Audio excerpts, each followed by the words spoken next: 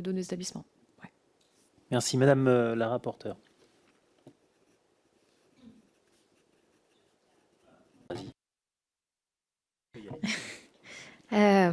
Oui, alors sur cette question des signalements, j'imagine que vous n'avez pas les chiffres maintenant, mais est-ce que vous pourrez nous les transmettre, les signalements qui ont été portés à connaissance de votre direction générale? Et également, je voulais savoir, concernant les signalements et le suivi de ces signalements, est-ce que vous arrivez notamment à avoir des informations sur les enseignants, par exemple, qui peuvent être signalés à un endroit et puis ensuite changer de lieu, partir dans une autre école? Est-ce que vous arrivez à suivre?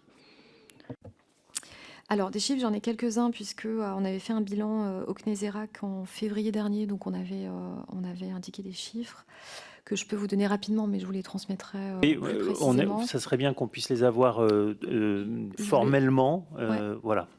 Donc, 38 signalements remontés en 2023, 37% entre professionnels sans impliquer des étudiants, c'est un peu contre-intuitif, mais il y en a quand même beaucoup, 16% entre étudiants eux-mêmes, 42% entre enseignants et étudiants.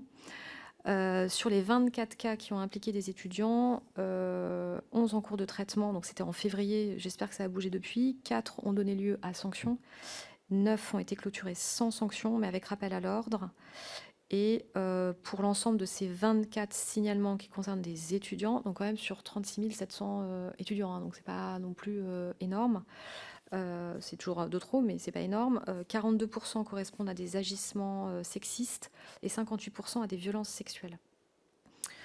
Alors, la fameuse question qui est très très portée par MeToo Théâtre, je sais que vous les avez auditionnés, qui est de quand on a un signalement d'un individu, ce qu'aimerait MeToo Théâtre, c'est que le ministère de la Culture soit chargé de prévenir les autres structures dans lesquelles il pourrait être amené à intervenir. Juridiquement, on n'a pas le droit. On n'a pas le droit. Donc, on ne peut pas le faire. D'abord, quand il n'y a pas, y compris quand il y a condamnation, enfin dépôt de plainte ou condamnation. Sur quelle base